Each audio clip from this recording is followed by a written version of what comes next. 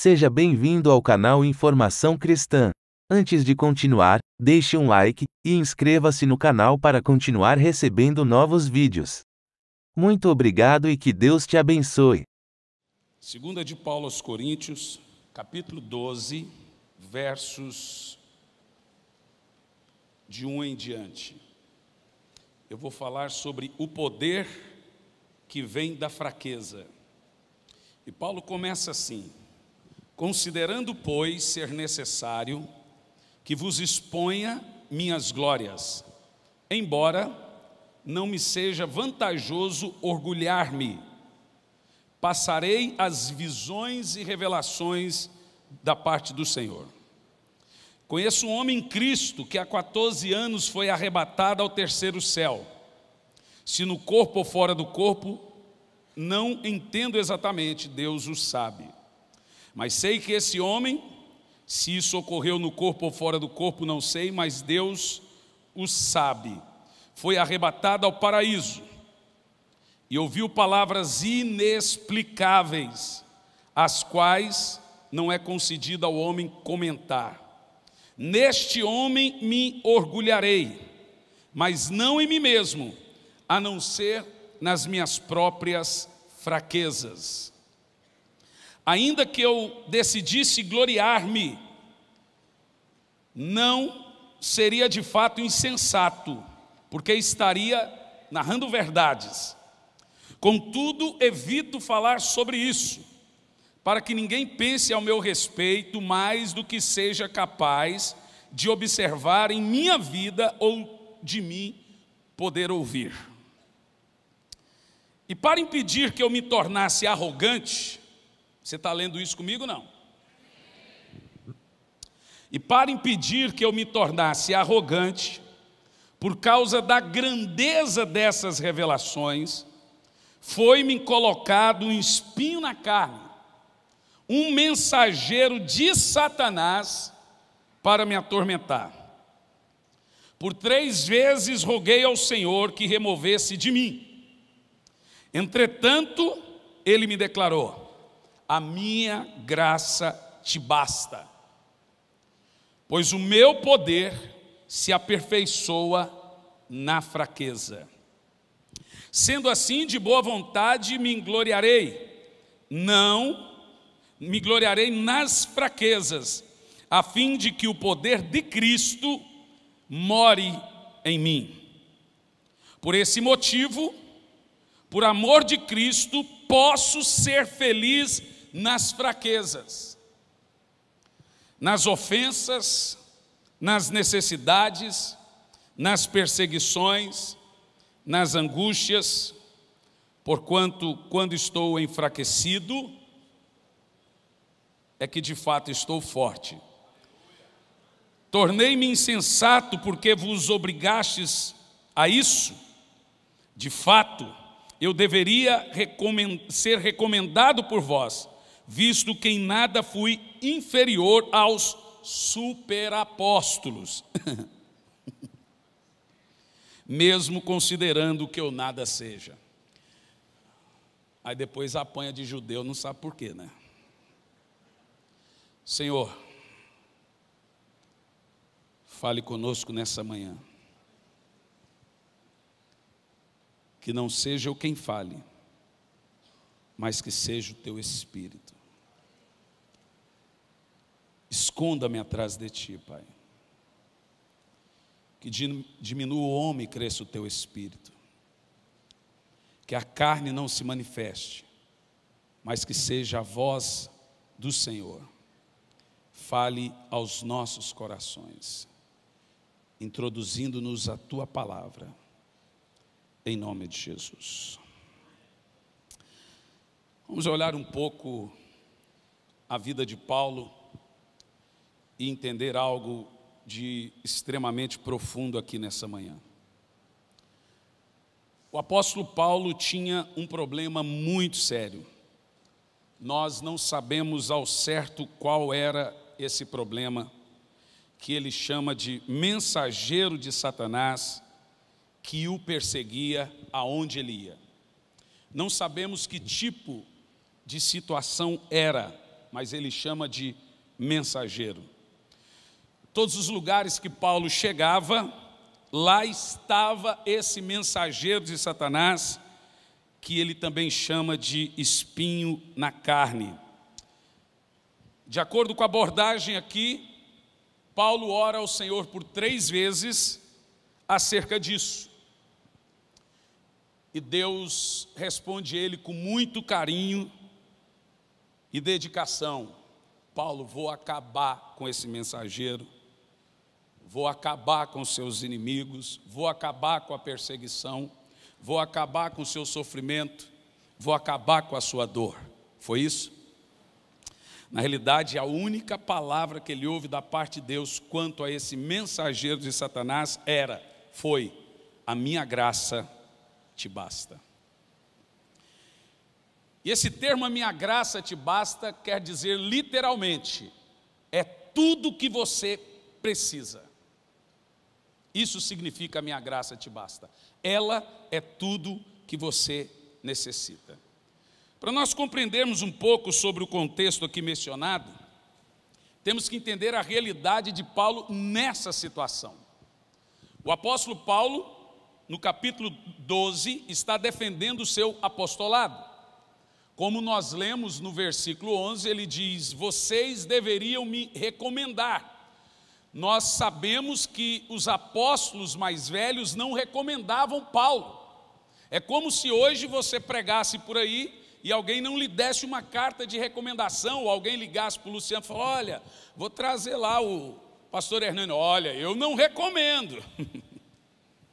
Diz a Bíblia que ele não era recomendado pelo que ele chamou de superapóstolos.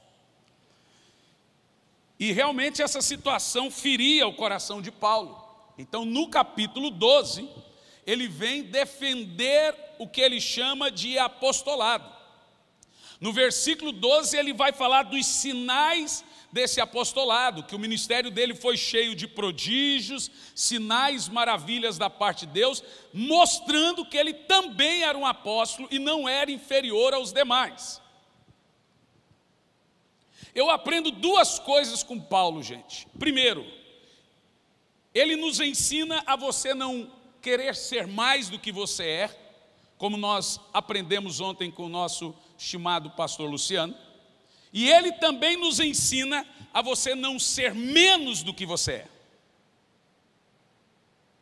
Satanás, ele quer fazer as 2 coisas com a gente. Primeiro, se você desejar de si mais do que você é, você pisa na obra da graça. Se você pensar de si menos do que você é, você pisa na obra da graça.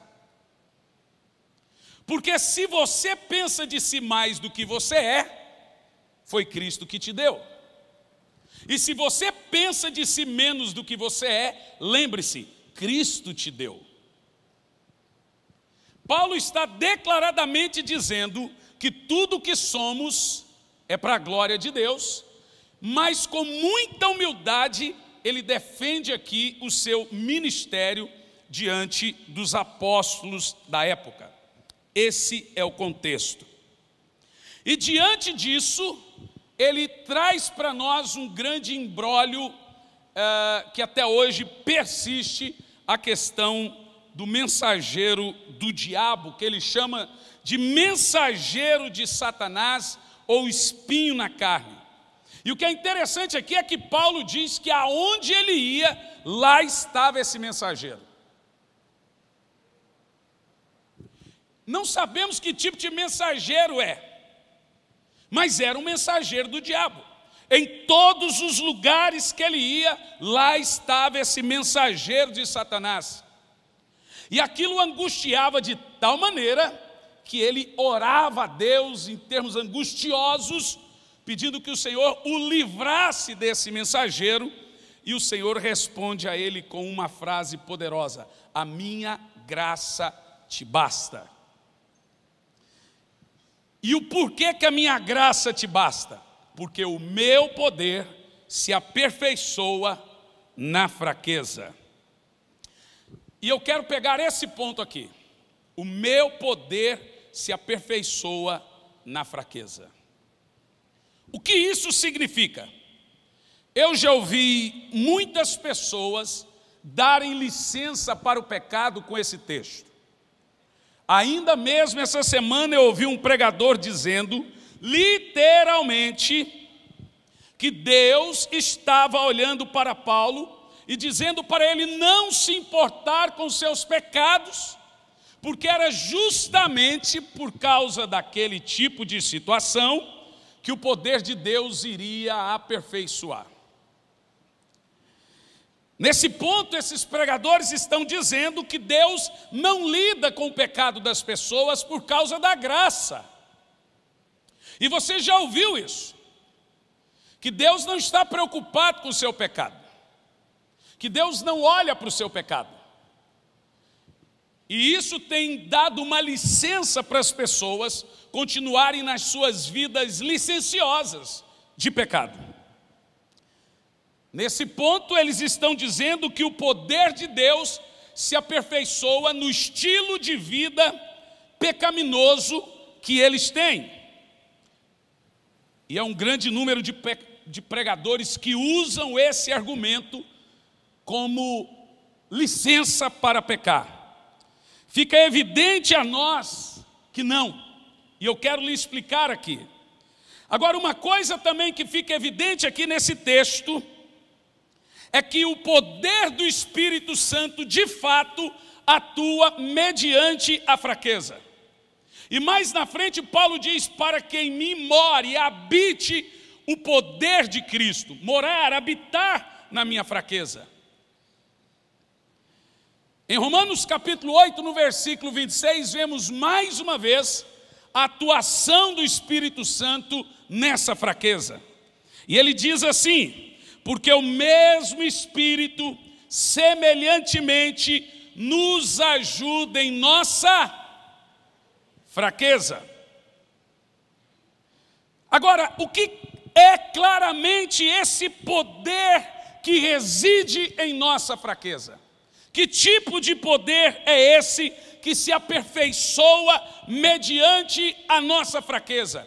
Que declaradamente o apóstolo Paulo diz que quanto mais fraco você for, mais o poder de Deus vai fluir. Primeiro, sobre o poder, essa palavra aqui é dunamis. E a palavra dunamis significa poder, capacitação, de onde vem a nossa palavra dinamite. De fato, esse poder aqui é o mesmo poder registrado em Atos 1, versículo 8. Recebereis poder. Esse poder que flui e que se aperfeiçoa da nossa fraqueza é de fato o poder do Espírito Santo. Agora, o que seria a fraqueza? De onde flui o poder? Ou seja, poderíamos dizer que a fraqueza é o ninho do poder? Em que Paulo chega ao ponto de dizer no versículo 9, de boa vontade me gloriarei nas minhas fraquezas, para que sobre mim more, repouse o poder de Cristo.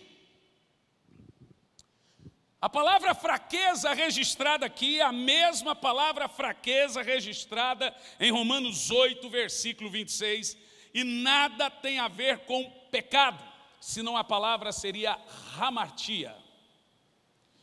Em nenhum dos contextos, Paulo menciona que essa fraqueza é pecado, e nem também uma falha moral. O Senhor não está dizendo para Paulo descansar na sua falha moral, não se preocupar com o seu tipo de falha moral, não se preocupar com o tipo de pecado que ele não conseguia vencer. Não é nada disso.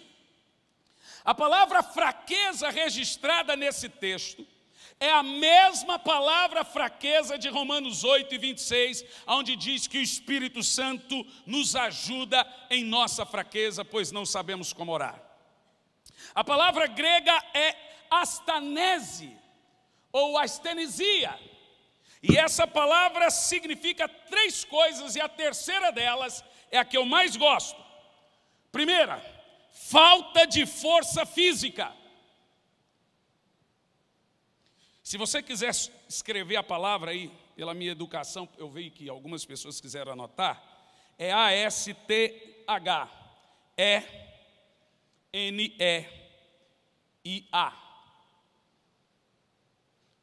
Ela tem duas vertentes, mas anote essa.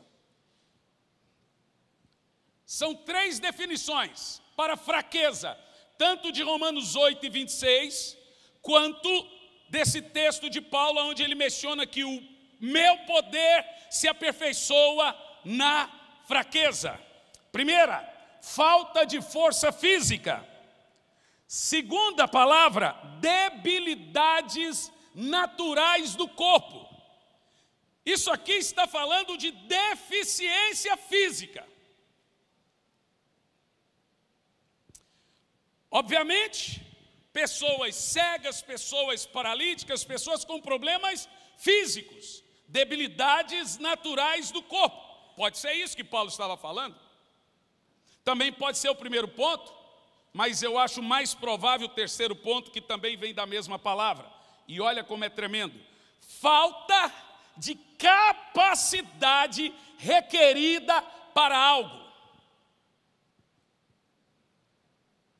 Quando Paulo diz que o Senhor disse a ele, o meu poder se aperfeiçoa na fraqueza, quando ele escreveu Romanos 8 e 26, que o Espírito Santo nos assiste em nossa fraqueza, ele está mencionando uma dessas 3 coisas. Falta de força física ou debilidades naturais do corpo, ou falta de capacidade requerida para algo. E nesse algo eu posso colocar para o cargo, para o posto. Agora veja bem por que Paulo diz isso. Paulo estava sendo questionado na sua capacidade de realizar a obra de Deus. Paulo era inteligente? Era. Paulo era capaz? Era. Mas ele mesmo diz que ele tinha toda a sabedoria do mundo. Em alguns textos você vê Paulo dizendo, não vim até vós com sabedoria humana. Porque esse era o questionamento. Sim, Paulo, você é bom, você é capaz, você fala vários idiomas, mas você não é capaz para o posto. Essa era a palavra que Paulo ouvia. E você vê que essa resistência dos apóstolos ao ministério de Paulo está registrada em quase todo o livro de Atos. A ponto de Deus ter que vir e insistir que levantasse Paulo. Realmente havia alguns irmãos que achavam que Paulo não tinha capacidade para a posição que ele achava que ele deveria ocupar. Mas não é capacidade intelectual, meu irmão. O que nós entendemos aqui, olha no verso 11, tenho me tornado insensato, e isso me constrange. Por que ele diz isso? Porque ele estava contando visões e revelações, e ele estava com medo do povo pensar que ele estava se gloriando. E ele disse assim, ó, eu devia ser recomendado por vós. Portanto, nada fui inferior aos outros apóstolos, ainda que nada sou. Aí ele diz, pois as minhas credenciais do apostolado me foram apresentados no meio de vós. Ele está dizendo, vocês viram como eu sou homem de Deus.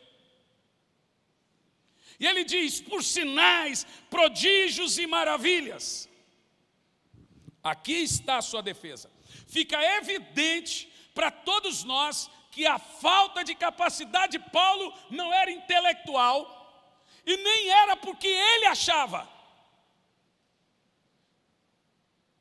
Haviam pessoas de dentro da igreja, bons crentes, bons irmãos, que colocaram na cabeça de Paulo que ele não era digno ou capaz de desempenhar a sua função de apóstolo.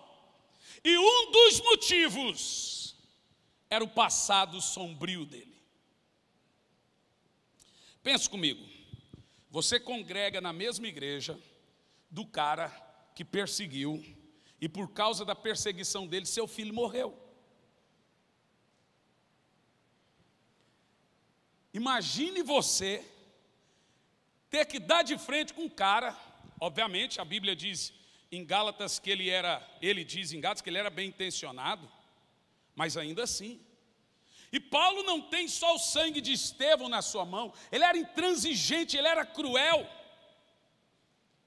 Muitas pessoas morreram por causa de seus soldados ali, exércitos, quando ele começou a perseguir a igreja do Senhor. A Bíblia chama ele de uma fera feroz contra a igreja.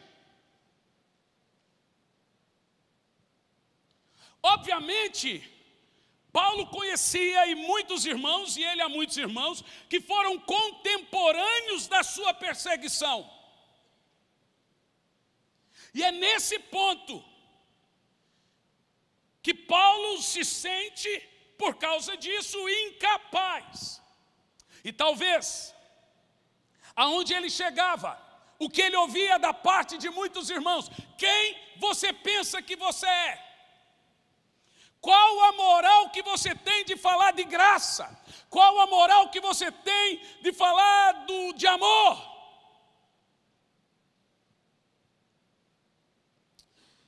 Realmente Paulo se sentia incapaz. Mas o que ele ouve da parte de Deus é: a minha graça te basta, pois o meu poder se aperfeiçoa na sua falta de capacidade. Sabe, irmãos, olhe bem para mim. Quantos de nós achamos que não temos a capacidade devida para desempenhar tal posto? Quantos de nós achamos que nunca poderemos ser usados? Jamais eu vou ter, não é da minha praia. Como eu ouço isso várias vezes da boca da minha esposa, não é a minha praia. Quantos de nós achamos que por eu ter uma deficiência, por eu ter um passado triste, uma história triste, um pecado terrível no passado, por eu ter um problema de dicção, jamais eu vou poder ser usado por Deus? Sabe, deixa eu te contar um negócio aqui. Na minha casa nós somos 5, hoje todos são pastores, mas todos gagos. Se você conversar com meu pai, você morre de rir. Eu, graças a Deus, fui curado, mas eu tenho um meu irmão, que é pastor comigo lá na região, ele agora é pastor em Campo Largo, que ele é muito gago. E eu era mais do que ele. E é interessante que o meu irmão, toda vez que ele vai pregar, ele trava, ele arrumou um meio de destravar. Então ele está pregando, aí ele trava, aí ele fala, olha só, irmãos, ele destrava, na hora. Gente, ele é muito interessante. E a igreja já nem ri mais, porque acostumou. E ele está pregando, ele faz assim, olha só, pá, eu não sabia destravar. E o que é mais interessante, que ele casou com uma menina que é gaga.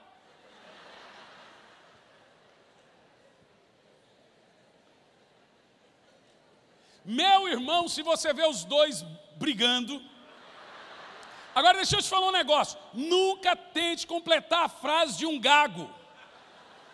Porque o maior problema do gago é quem está ouvindo ele, não é ele. E aí o gago está falando, você quer completar. Não é isso, não, isso só piora. Jogar água também não funciona, assustar a gago não está soluçando.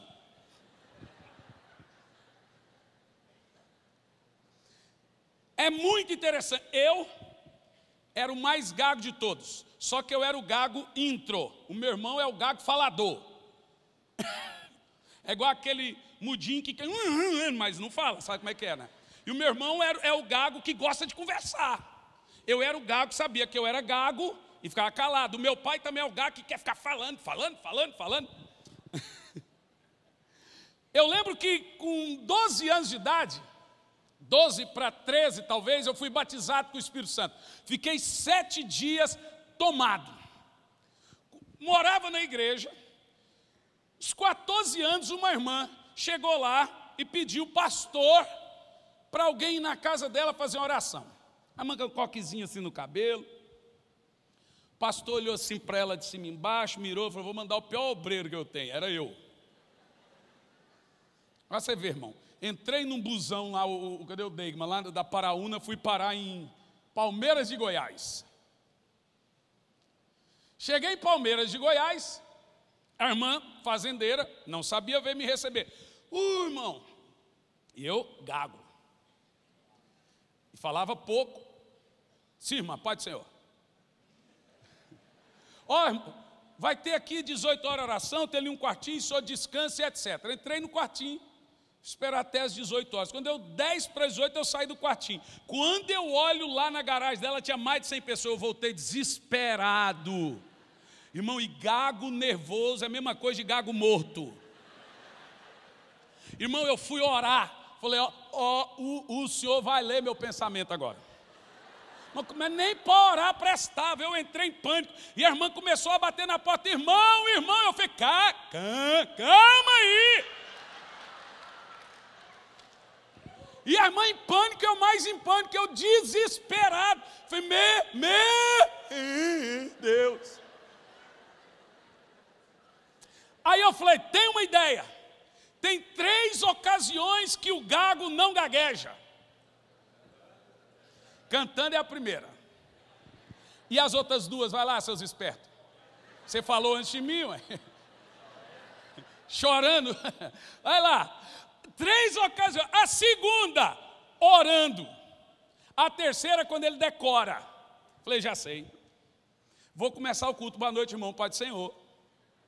Segundo, vou cantar um hino. E terceiro, vou orar para o povo. Não estou nem aí, vou orar meia hora. Quem é que fala mal de um pastor que ora? Não gostei desse pastor, ele ora demais. Pronto. A irmã falou, quero uma oração, rapaz. Comecei o culto. Irmãos, boa noite, Pai do Senhor. Vamos cantar um hino. Nós abrimos. Sabia que tinha uns espião aqui. Eu sempre pego vocês. Em teu nome. Mas não é pouco, não.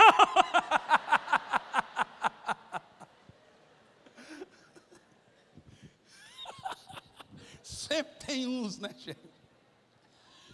Olha aí, ó, viu? Falando, você é do sapatinho de fogo. Aí, depois de cantar o hino, eu comecei a orar.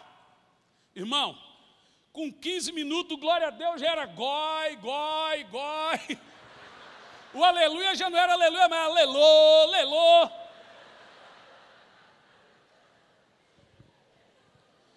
O povo ali, eu orando. Tinha uma mulher na minha frente. E a mulher começou a ter ânsia. E ela foi fazendo ânsia, eu orando. E ela ânsia. Daqui um pouco ela vomitou no meu pé. Irmão, quando eu olhei, era uma bola de carne. Ela era cancerosa.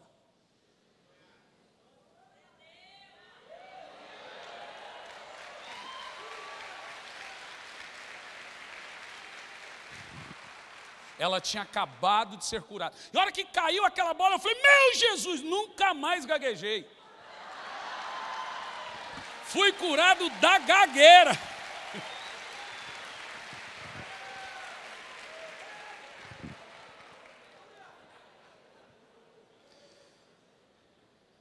Quanto mais você estiver doente, mais há possibilidades do poder de Deus fluir na sua vida. Quanto mais deficiência tiver no seu corpo, mais há possibilidade do poder de Deus fluir na sua vida. Quanto mais você se sentir incapaz, mais o poder de Deus vai fluir na sua vida. Há pessoas que estão aqui que não sabem ainda o que Deus vai fazer na sua vida a partir de hoje.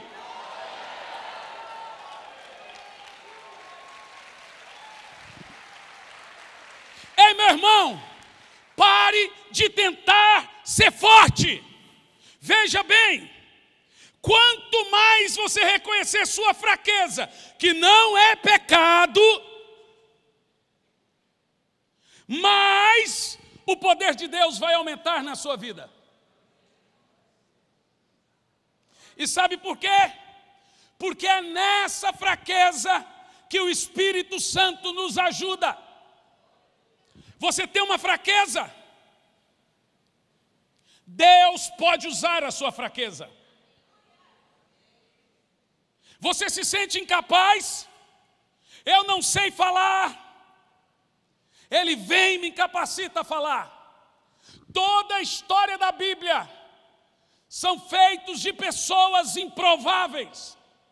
Os profetas, a maioria deles, nasceram de mulheres estéreis. Os homens usados eram homens incapazes. Os apóstolos eram homens incapazes.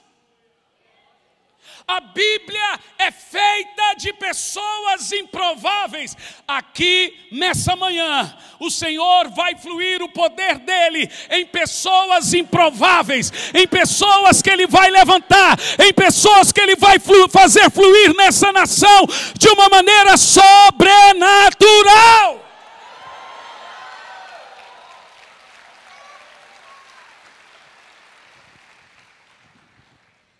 Sabe, eu quero usar aqui o meu pastor como um exemplo,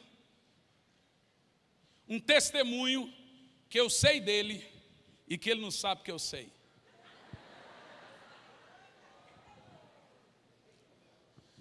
Eu prego muito para os amigos dele, por recomendação dele. Eu fui pregar para um amigo dele de início de ministério em Vinhedo, e o amigo dele me disse assim: pastor Luizinho, rapaz, vê como Deus está levantando o Luciano, é uma coisa sobrenatural. Porque o Luciano na época ficava só trancado, lendo os livros de Kenneth Hagin, Valnice Milhomes, tantos outros autores, orando e jejuando. E ele chegava e ficava naquele negócio de orar em língua, e todo mundo ficava zombando da cara dele. Esse cara não vai chegar a lugar nenhum. Eu falei: como é que é? É isso mesmo. Eu falei: alguém pensou que o Luciano não ia chegar a lugar nenhum? Ele disse: sim. Quando Deus te esconde, entenda uma coisa: Satanás, para te abater, ele tem que te exaltar. Satanás te exalta para te abater. O Senhor te abate para te exaltar.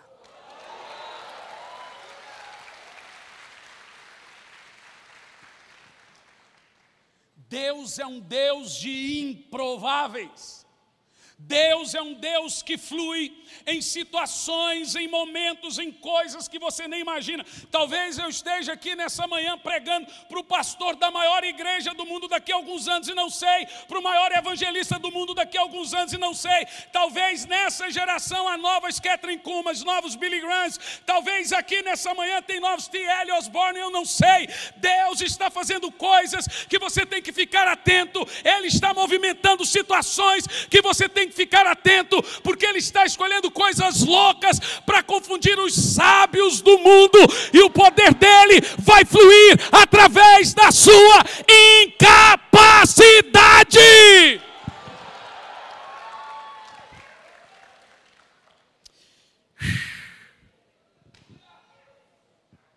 Eu não tenho força física, Ele vem e me cura. Eu não tenho capacidade, Ele vem e me capacita.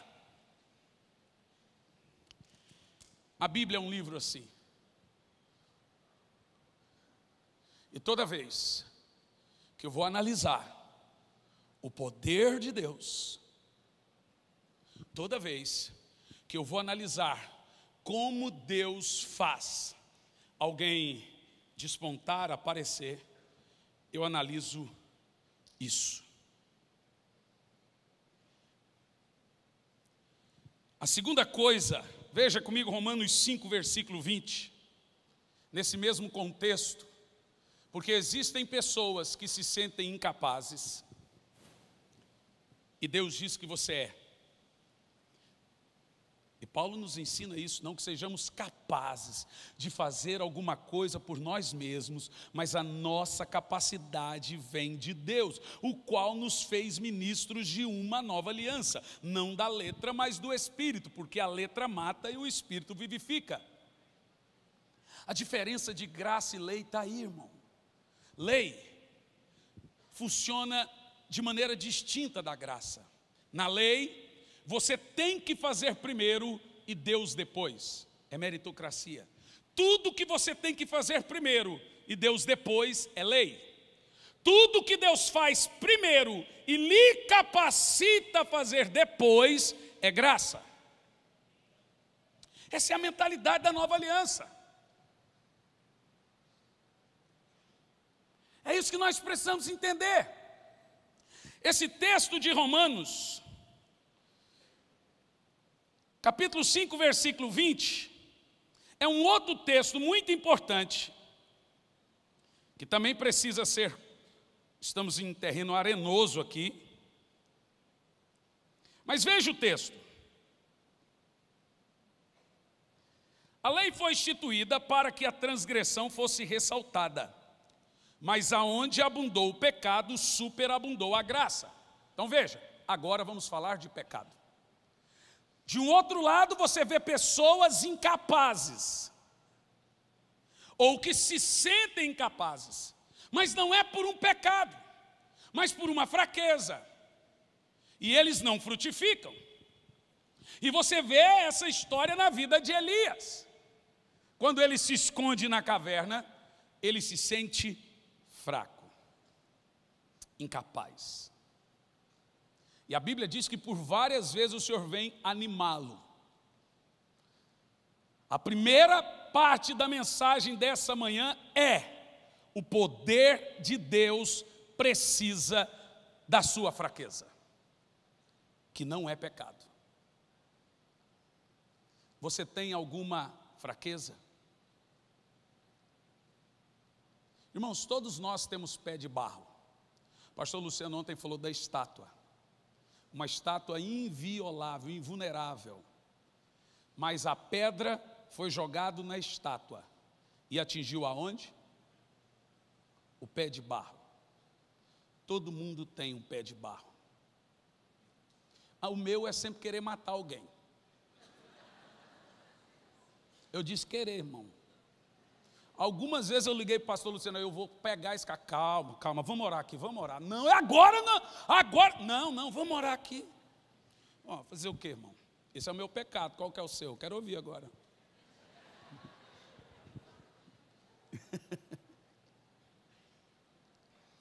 E uma coisa interessante, nesse primeiro ponto, é que Deus gosta desse tipo de coisa. Irmão, não mexa com a ferida das pessoas. Não zombe da dor das pessoas. Não zombe do passado das pessoas. Não zombe da história das pessoas. Não zombe da deficiência ou da fraqueza das fraquezas da pessoa. Às vezes você olha e fala, como que esse cara está ali, gente? Ontem o pastor Luciano, com muita autoridade, disse que Deus, apenas Deus, faz isso. O segundo ponto da mensagem de extrema importância agora é um outro tipo de irmãos que se sentem incapazes porque caíram. Agora é pecado. Agora eu vou falar sério com você. Nas duas situações, o poder de Deus abunda. Primeiro, você tem um grupo de irmãos que se sentem capazes por deficiências físicas, debilidades naturais do corpo, doença, ou por não ser capaz por cargo. E segundo ponto, nós temos os irmãos que agora não se sentem capazes porque caíram, porque pecaram. E aqui em Romanos 5:20, nós temos um texto sobre isso. A lei foi instituída para que a transgressão fosse ressaltada, mas aonde o pecado abundou, superabundou a graça. Bom, deixe-me te falar sobre isso. Muitos interpretam também esse texto de uma maneira licenciosa. E agora está uma moda, falamos ainda ontem isso, é o pastor Jamal, que literalmente está uma moda. Não confronte o estilo de vida das pessoas. Não prega arrependimento, não prega confronto, não prega santidade. Uma vez um pastor chegou em mim e disse: não gostei do seu pastor. Falei: ah, não? Falei: cara, para mim ele é o apóstolo Paulo desse tempo. O cara só bate, só sabe pregar santidade. Eu tenho medo de quem prega santidade. Falei: tem que ter mesmo. Sabe, as pessoas hoje elas querem viver um estilo de vida e não querem ser confrontados. Elas querem viver e se darem bem sem Deus. Elas passam a vida vivendo uma vida de mentira e não querem ser confrontados com a verdade. Como diz John Piper, Deus ofende a mente para alcançar o coração. Deus mata para fazer viver. Mas o meu ponto aqui é um pouco diferente. Há muitos irmãos, em particular num evento como esse, que desistiram pelo seu ponto de entendimento da sua incapacidade pelo que fizeram. Vamos ver aqui a história de Davi. O pecado de Davi, meus irmãos, foi vergonhoso. Foi absurdo. Por causa do pecado de Davi, você tem assassinato, incesto. Uma nação inteira foi devastada. Muitas pessoas morreram em uma guerra civil por causa de um pecado absurdo. Talvez Davi não serviria para ser líder de célula nessa igreja. Para ser o guardador de carro. Você iria na igreja do pastor Davi e da missionária Betseba? Onde é que você congrega? Ali, pastor Davi. Qual pastor Davi? Aquele. Qual o nome da esposa dele? Ah, aquela lá, aquela. Mas a história de Davi, ela não remonta a licenciosidade de pecado. A história de Davi remonta a recomeço. Não foi colocado na Bíblia para você entender que você pode fazer o que Davi faz e Deus vai te perdoar. Foi colocado na Bíblia para você entender que o que Davi fez pode ser perdoado se houver arrependimento. E mais do que isso, que o que Davi fez remonta a história do seu pecado, do seu arrependimento e do seu recomeço. É por isso que a história está na Bíblia.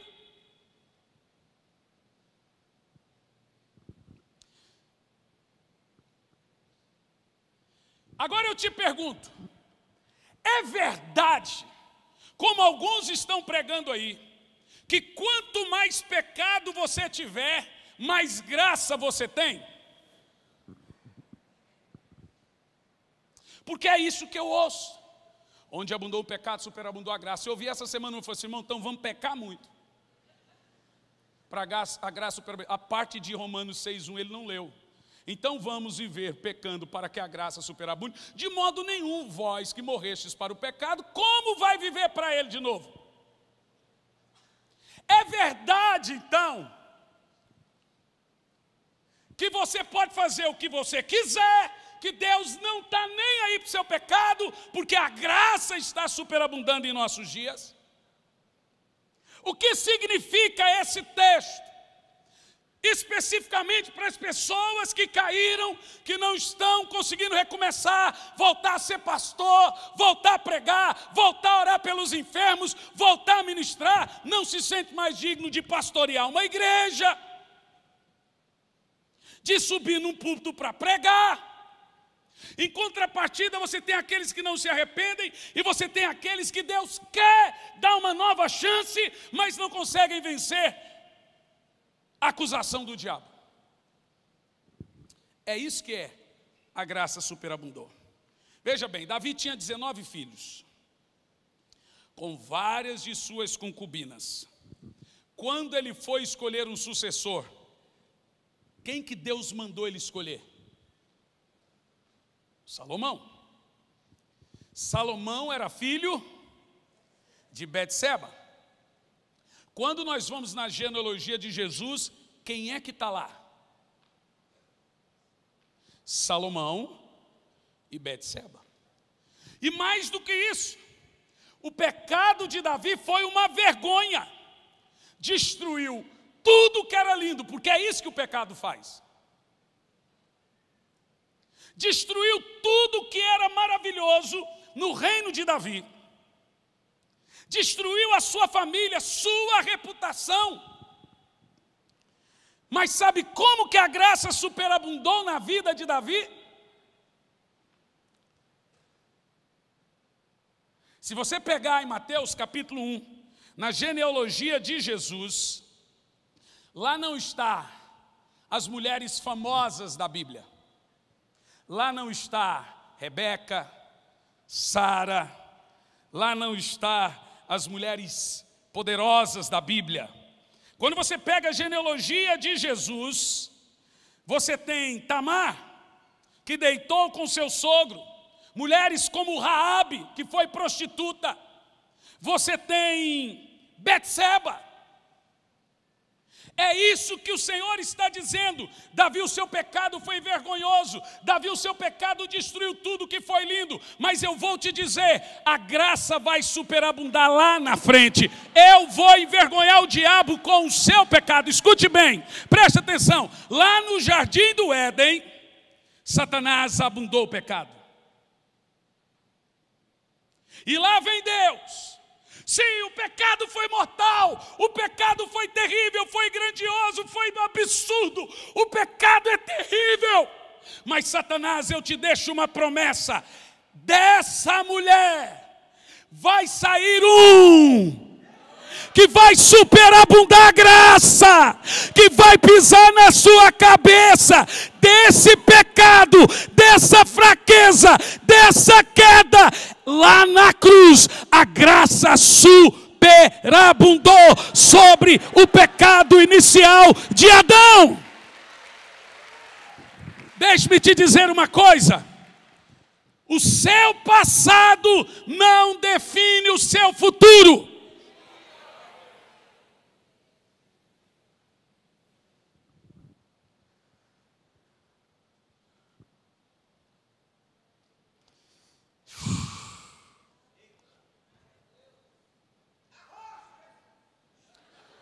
Deus aqui está dizendo a você, eu tenho um futuro, até para as pessoas que caíram com os piores tipos de pecados.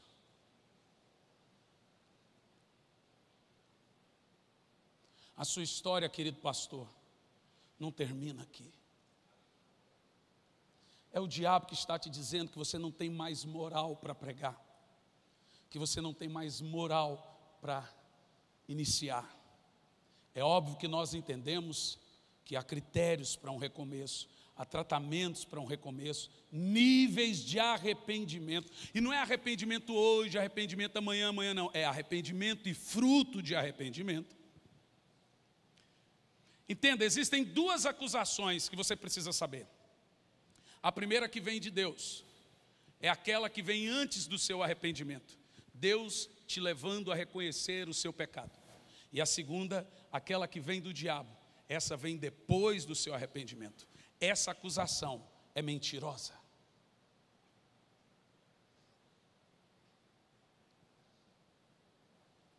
Eu quero terminar te contando uma história de um rapaz. Esse rapaz, ele viu a mãe dele dormindo com o copastor da igreja. Viu a mãe dele traindo o pai dele. Esse rapaz tinha 9 anos de idade. E ele saiu à noite em casa e viu a mãe dele dormindo, fazendo relações sexuais com o copastor da igreja. No outro dia, ele desesperado procurou seu irmão, disse: cara, eu vi a minha mãe traindo meu pai. O irmão falou: você ficou maluco? Não estou maluco, não é verdade. Então vamos lá falar com ela. Foram os dois. A mãe reconheceu, disse: mas eu vou falar com seu pai. Quando o pai chegou, ela não contou. Um dia, eles chegaram da escola, por volta de 11 horas da manhã, a casa toda estava limpa, não tinha um móvel na casa. Um móvel. Quando eles olham na janela, o caminhão estava cheio de móveis e a mãe estava indo embora. Eles pegam a menina menorzinha e falam: leva pelo menos a pequena. Ela pega e joga a menina do caminhão e foge e some por anos. Eles ficam ali deitados no chão, esperando o pai chegar. O pai chega às 10h30 da noite. Eles com fome e etc. Quando o pai chega, o pai meio desorientado, desesperado, sem saber o que fazer. Como é que vai cuidar de 5 crianças, todas com menos de 10 anos até 4 anos? O pai, desorientado, dá essas crianças para as pessoas.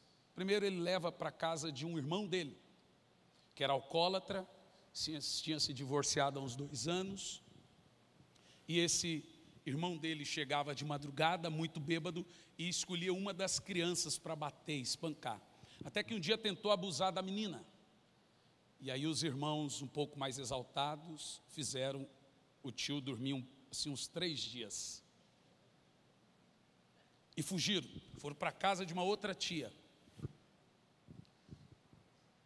Essa outra tia liga para o pai. O pai volta e leva as crianças para Brasília.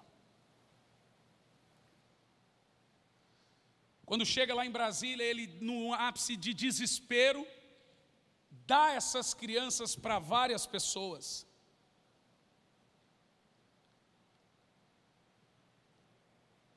Dois deles, o pai dá para um casal de diáconos numa igreja. E fala assim: de quando em quando eu venho aqui. Sabe, irmãos, a história é tão triste que você conta para o carroceiro e o cavalo chora.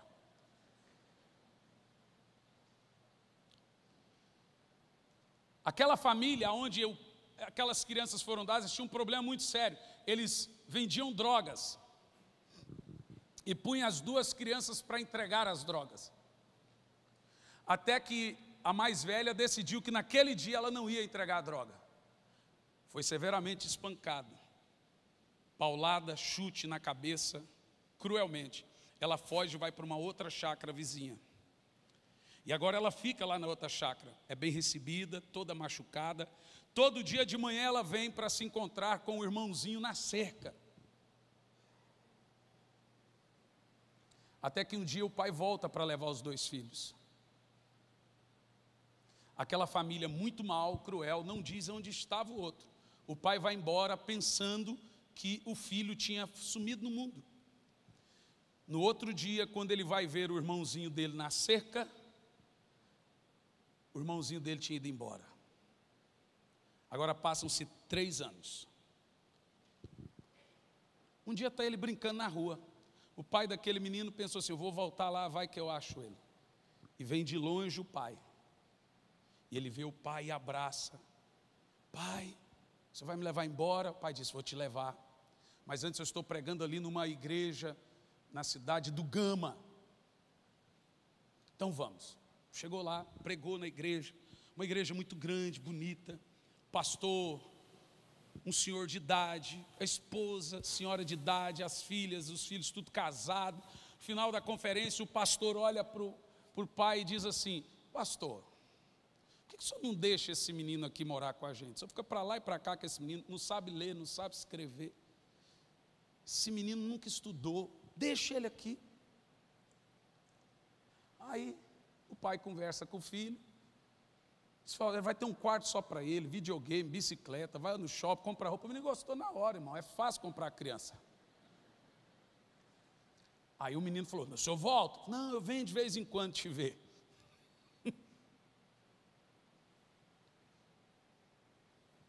A história estava indo tudo muito bom, até que começou a acontecer um fato muito desagradável, terrível. O pastor pegava esse garoto e ia na casa de uma irmã, para brincar com o filho daquela irmã.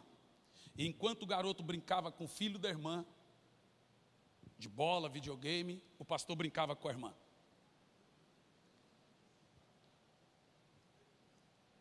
Isso foi se repetindo sempre, toda semana. Ele ia lá, levava o menino para distrair o filho da irmã, para ele brincar com a irmã. Até que aconteceu uma tragédia muito terrível. O pastor foi fazer uma rotatória, um balão, não sei como chama aqui, no carro, e veio um carro na transversal e bateu no meio do carro desse pastor, aonde estava sentada a esposa dele. A esposa foi para a UTI, ficou 8 meses na UTI. Enquanto a esposa estava na UTI, o pastor intensificou as idas e vindas na casa daquela irmã. E levava o menino para brincar com o outro menino, para distrair o menino, enquanto ele brincava com a irmã. O menino já estava maior e um dia ele ouviu o pastor dizer, olha, ela está saindo do hospital. Não funcionou. Vamos ter que pensar em outra coisa. Ele contou que ele desligou o carro no meio da rotatória para o outro vir e bater. Ele tentou matar a própria esposa.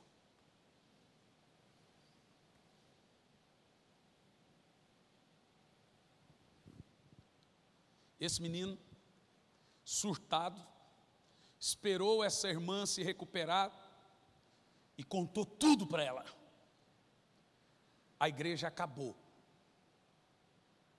E foi colocada a culpa nele. E agora o pai desse menino não voltava. E aquele pastor olhou para o menino e disse, eu vou te matar. O menino disse, eu acredito. É provável. E aí aquela irmã dizia, se você colocar a mão no meu menino, eu te acabo. Um dia esse menino estava chegando da escola, entrou na sala, quando ele fechou a porta, não tinha ninguém em casa, estava só aquele moço. Ele veio com uma barra de ferro desse tamanho, e ficou uns 40 minutos espancando esse menino. E o menino corria pela casa, e ele espancava o menino e quebrava coisas nele. O menino jogou uma cadeira na janela e fugiu pela janela. Ele chega na rodoviária do Gama. Tudo que ele queria era voltar para a cidade e ir para a casa da avó dele, que era a única casa que ele conseguiria chegar. Então ele fica umas 3 semanas naquela rodoviária, deitado em cima de uma caixa de papelão, machucado, ferido, sem comer. E a única oração era que o Senhor o permitisse a chegar na casa da sua avó. Aprenda uma coisa, silêncio de Deus não é igual abandono de Deus. Enquanto José estava no cárcere, Deus parou de falar com ele, mas dava sonhos para Faraó sobre ele. Enquanto Jonas estava no ventre do peixe, Deus parou de falar com Jonas, mas falava com o peixe. Há algo acontecendo na sua história lá na frente que você ainda não entende, você confunde o silêncio de Deus com o abandono de Deus. Deus está falando com pessoas aqui.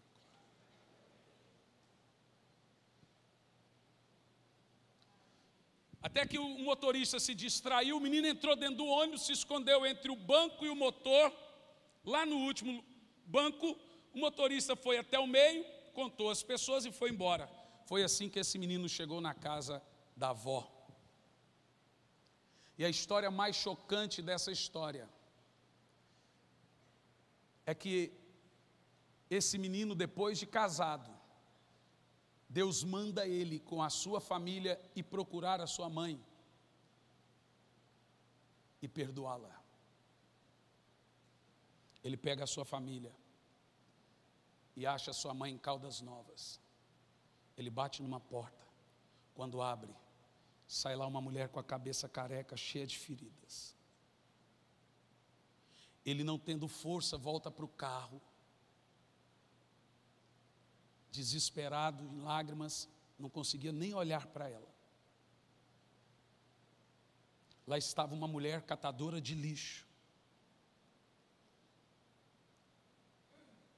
Essa mulher é a minha mãe.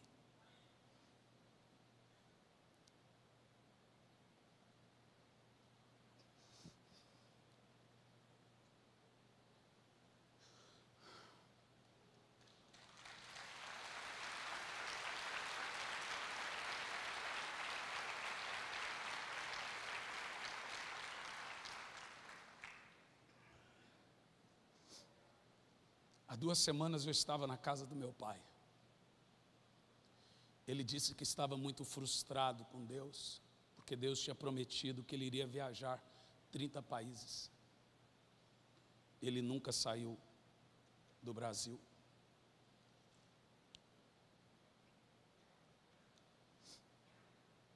Eu disse: o pecado abundou em você, e a graça superabundou em mim.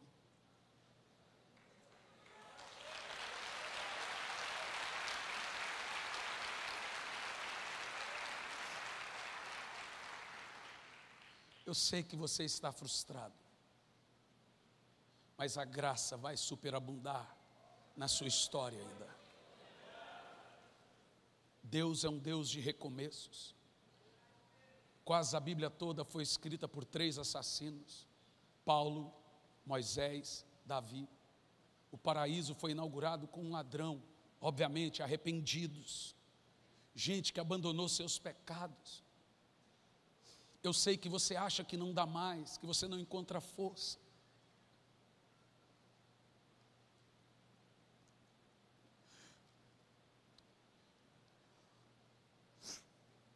Um dia eu estava pregando na igreja de um pastor amigo meu e do pastor Luciano, pastor Josimar Fonseca, em Campinas. Eu vindo pelo meio, a hora que eu fui chegar perto do altar, parou um cara na minha frente e olhou para mim e disse: cadê o anel? Eu falei: que anel, moço? O anel de doutor. Mas você não é doutor? Você não é teólogo? Cadê o anel? Eu falei: não, moço, não tem anel não, anel é caro.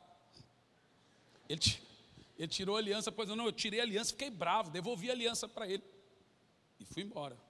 São uns 4 meses eu voltei lá, estou indo para o altar, para o cara na minha frente: cadê o anel? Eu falei: ah, meu Deus, que anel, moço? Ele pega uma caixinha e disse: esse anel eu mandei fazer para você. E ele disse assim: aonde o seu pai falhou, a minha graça supre você. Aonde a sua mãe falhou, a minha graça supre você. Deixa eu te falar, não é da sua tristeza que você faz a sua história, é do poder de Deus que você faz a sua história. Deus tem um negócio com a sua dor, meu irmão.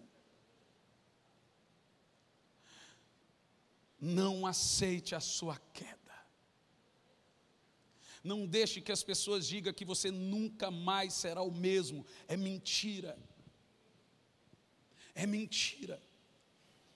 Você só precisa passar pelos processos necessários de tratamento, ser humilde para aceitar o tratamento, mas tudo pode ser recomeçado. Não deixe o diabo mentir para você. A minha mãe mora em Curitiba. Eu e a minha esposa demos uma casa para ela. Os 5 filhos nunca acusaram os pais, nunca nos pediram perdão, nunca exigimos. Nós os perdoamos entre nós 5. E deixe-me te dizer mais, são 5 pastores.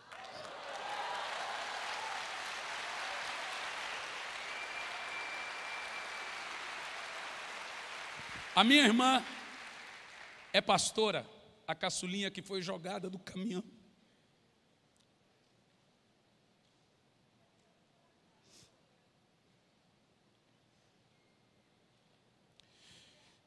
Deixa o poder de Deus fluir na sua dor agora.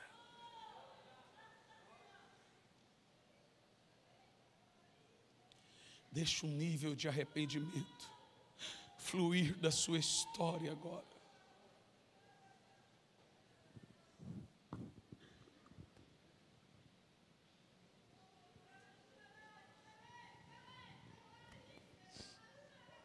Deus está te chamando de volta à batalha. Que Ele cresça, eu diminua, que Ele apareça. Quantos aqui sentem que você está em um desses lados? Ou você sente que você tem fraquezas?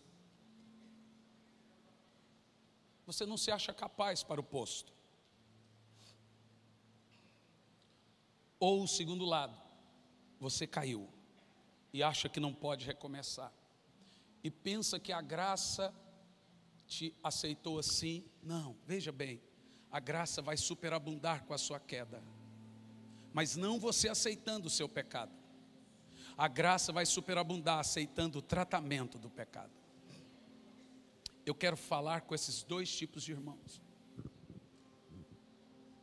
Se você quiser chorar exageradamente diante do coração do Pai, vem aqui e chore. Chore. Se desespere diante dele.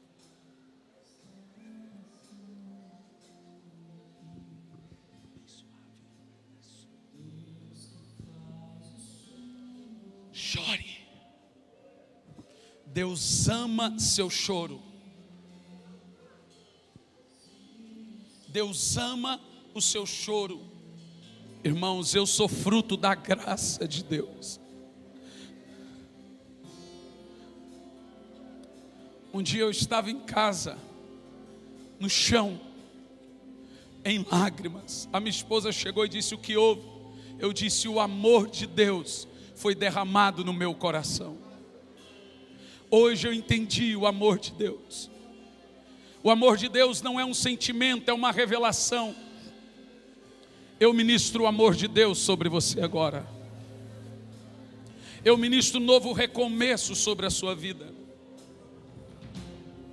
Reconheça a sua fraqueza, a sua debilidade, mas reconheça também o seu pecado. E muda a música. Chore, se arrependa e recomece. Se levante. Se levante. Levante as suas mãos. Entregue a sua dor, sua fraqueza e o seu passado a Ele. Comece a orar, a profetizar. Entregue isso a Ele. Obrigado por ter assistido um vídeo do nosso canal Informação Cristã. Esperamos que ele tenha edificado a sua vida e também da sua família. Pedimos que por favor se inscreva no nosso canal, dê um like e compartilhe esse vídeo para o maior número de pessoas, para que elas também sejam edificadas e alcançadas pela palavra do nosso Deus. Que Deus te abençoe e até o próximo vídeo.